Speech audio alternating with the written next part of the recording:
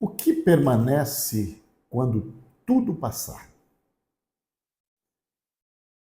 O que permanece quando tudo passar? Nós vamos tratar isto em primeira carta do apóstolo São Paulo aos Coríntios, capítulo de número 13. Falamos dos primeiros versos até o verso número 7. Agora prosseguiremos para o verso de número 8 a seguir. O que permanece quando tudo passar? É sobre isso. O que permanece é o amor. Esta carta ela trata sobre o amor. Nós gravamos o vídeo que antecedeu este. Você pode nos seguir pelo nosso canal. Você vai encontrar lá o caminho do amor. Andando pelo caminho do amor. Interessante que Paulo disse que o caminho do amor é o caminho mais excelente. E ele tece uma lista do versículo 1 ao versículo 7, trazendo as características do amor. Agora chega no verso 8, vai seguir com outro assunto, mas ele está chamando a atenção ainda a apresentar o amor, que é o que permanece e não passa. Ele começa assim, verso de número 8. O amor nunca perece, mas as profecias desaparecerão. Então ele já confronta o amor com a profecia aqui. Diz que a profecia desaparece, mas o amor segue. As línguas cessarão. O conhecimento passará. Então ele destruiu 3 aqui. Profecia, conhecimento e as línguas. Mas ele começou dizendo o amor nunca perece. Aí ele vai para o verso de número 9. Pois em parte conhecemos e em parte profetizamos. Quando, porém, vier o que é perfeito, verso de número 10, quando, porém, vier o que é perfeito, o que é imperfeito desaparecerá. Logo, Paulo está dizendo conhecimento, profecia, línguas e outros dons são parciais. Não são a totalidade ou a plenitude daquilo que é seguro. São transitórios, são passageiros. Ele está escrevendo para a igreja de Corinto porque a igreja de Corinto vivia fascinada com dons espirituais, experiências sobrenaturais, manifestação pública, mas estava esquecendo do principal que é o amor. Paulo então mostra algo poderoso. Os dons são temporais, o amor é eterno. O amor nunca falha. O amor nunca falha, mas havendo profecias cessarão e aniquilarão. O amor não entra em colapso, não perde validade, não tem prazo de validade. Corinto era uma cidade intelectual, dentro de uma filosofia grega. Eles eram fascinados em retóricas, eloquências, experiências espirituais. E também era uma igreja com templos e cultos pagãos. E eles gostavam de coisas diferentes que era apresentado. E aí tem uma separação, porque o amor é abstrato. A gente não vê amor. A gente vê os frutos. Mas a profecia você vê, o dom de curar você vê, conhecimento você vê. Então, agora ele traz alguma coisa que é abstrato. Não dá para tocar, não dá para pegar. Mas os dons são parciais. Então ele diz que conhecemos em parte e em parte profetizamos. Aí ele diz, quando porém vier, no verso 10, quando porém vier o que é perfeito, o que é imperfeito desaparecerá.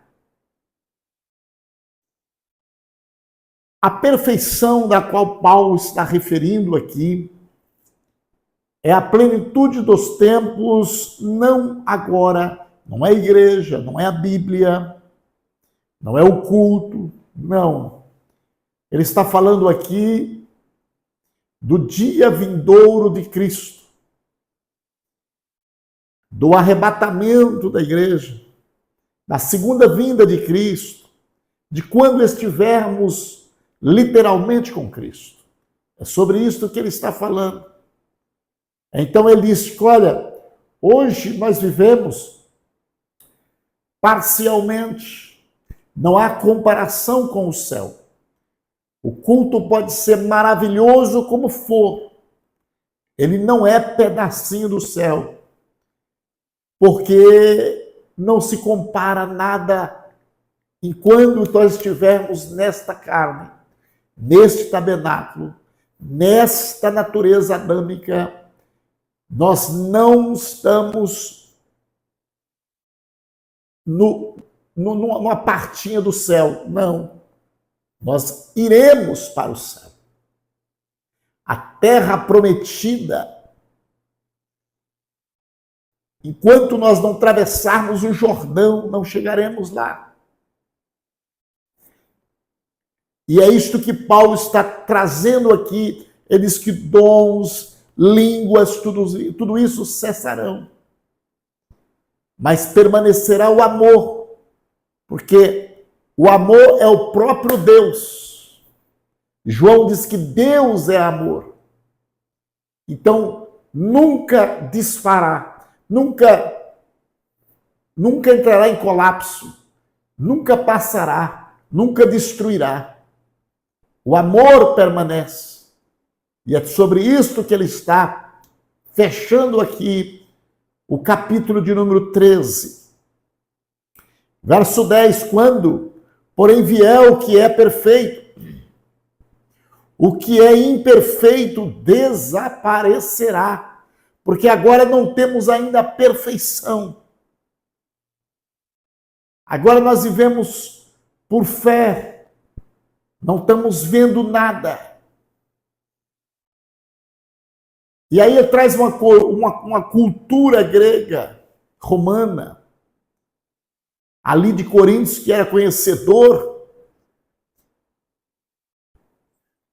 A filosofia deles é quando a criança é menino, ele tem um entendimento, tem um raciocínio, mas quando ele se torna homem, ele tem uma outra natureza, uma outra expectativa, um outro conceito. Isto é em geral, eu acho que isso é universal, não é nem cultural, porque é assim mesmo que funciona, é assim mesmo que procede. O menino hoje ele tem um conceito, quando ele chegar à maturidade, ele tem uma outra maneira de entender, de ver outras ideias, outros projetos. E Paulo traz esta figura para mostrar. Quando eu era menino, falava como menino, pensava como menino e raciocinava como menino. Antes de ter um conhecimento profundo, antes de chegar à estatura completa. Quando me tornei homem, deixei para trás as coisas de menino. Paulo não está dizendo que ele falava línguas quando ele era novo convertido e agora ele não fala mais. Não é isso que Paulo está dizendo. Ele não está dizendo que ele profetizava quando ele era novo convertido e agora ele não profetiza mais. Não é isto que ele está dizendo. Muitos dizem, quando eu era convertido eu sapateava, eu profetizava, agora eu já estou maduro, não faço mais. Não é disso que Paulo está falando. Paulo está falando sobre o que ele está escrevendo, está falando sobre o amor. Precisa ter conhecimento do amor. Amor é amadurecimento. O amor não termina, não é passageiro. É disso que Paulo está tratando aqui. Verso 12. Agora, pois, vemos apenas um reflexo obscuro, como em espelho, mas então veremos face a face. Agora conheço em parte, então conhecerei plenamente, da mesma forma com que sou plenamente conhecido. Que temos aqui no verso de número 12, Paulo faz alusão dos espelhos que existia na época, que não é o espelho como nós temos hoje, que nós vemos o reflexo, ou vemos a pessoa perfeita lá, você via a imagem torcida na época, era um latão reluzente, os espelhos que se usavam na época, depois que veio aperfeiçoando. Então Paulo mostra a visão do espelho e a visão literal, que é diferente. Então diz, vemos apenas o reflexo hoje do amanhã, a gente vê pela fé, a gente vê o poder de Deus. Então veremos face a face um dia ele. Então nós veremos ele literalmente face a face. Você espera esse dia? Agora conheço em parte, porque a gente não conhece a totalidade. Ele nos conhece, mas nós não conhecemos ele. Nós cremos nele, temos a intimidade que temos de cada um individual com Cristo. Mas Paulo chama isso ainda de parte. Então conhecerei plenamente, da mesma forma com que sou plenamente conhecido, ele te conhece plenamente, completamente, de forma perfeita. Mas você não conhece, porque você nunca viu Deus, você nunca viu Jesus, você somente crê.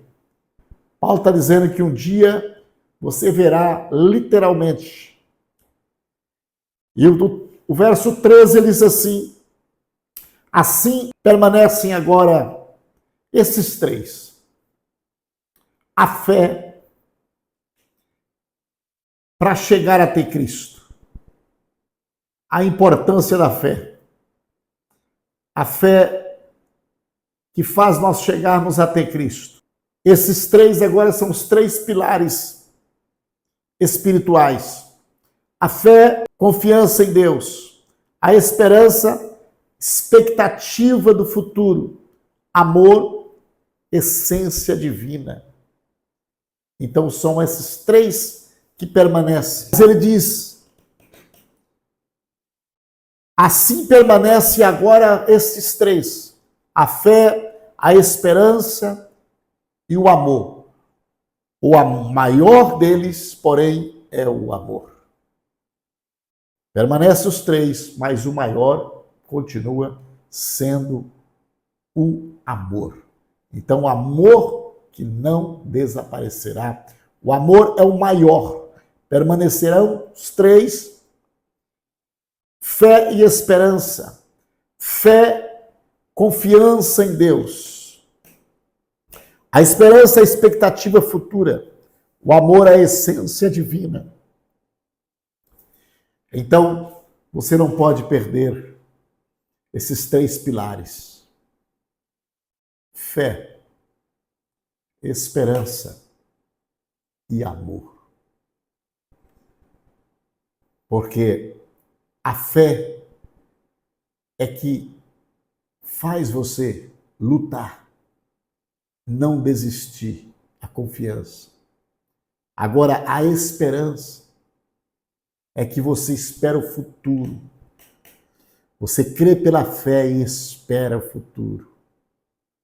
E o amor, que é a essência divina, porque o divino é o próprio amor.